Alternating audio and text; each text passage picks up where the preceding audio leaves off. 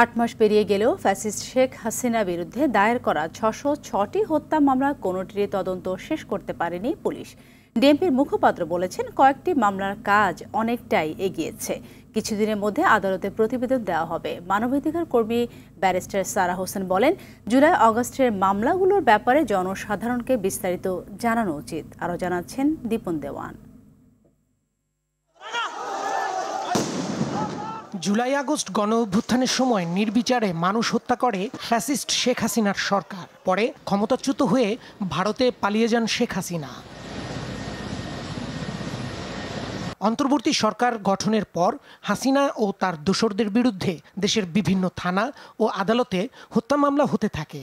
ঢাকার 50টি থানার মধ্যে মোট 388টি মামলা দায়ের করা হয়। এর মধ্যে সবচেয়ে বেশি মামলা দায়ের হয় যাত্রাবাড়ি থানায় 112টি, মোহাম্মদপুর থানায় 13টি, মিরপুর থানায় 16টি, ধানমন্ডি থানায় 9টি, শাহবাগ থানায় 8টি, ওয়ারী থানায় 5টি, চকবাজার থানায় 6টি, উত্তরা পশ্চিম থানায় 12টি ও উত্তরা পূর্ব থানায় 8টি মামলা হয়েছে।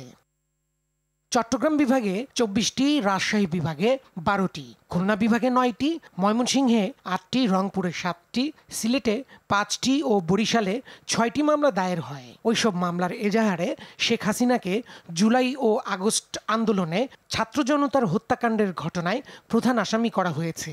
এসব মামলার কোনোটিরই মাঠ পর্যায়ের তদন্ত শেষ হয়নি। এটিকে তদন্তের ধীরগতি বলতে নারাজ পুলিশ।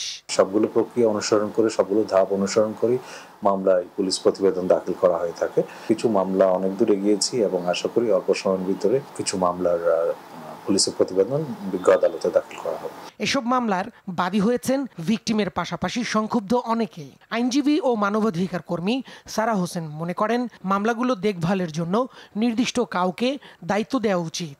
যাচাই বাছাই প্রক্রিয়াটা কত দূর এবং এই মামলাগুলোর আসলে শেষ পরিণতি কি হবে, এটা নিয়ে যদি কিছু ধারণাও পাওয়া যেত তাহলে সবাই বুঝতে পারতো যে আমরা বিচার তদন্ত শেষ হওয়ার দিকে এগোচ্ছি কিনা, বিচার প্রক্রিয়া শুরু হবে কিনা, কারণ বিচার অবশ্যই হওয়া উচিত। মামলাগুলোর যৌক্তিক সুরাহা হওয়া দরকার বলেও মন্তব্য করেন এই আইনজীবী। সার্বিকভাবে সরকারের অবস্থানটা কি সেটা জানতে পারলে খুব ভালো হতো।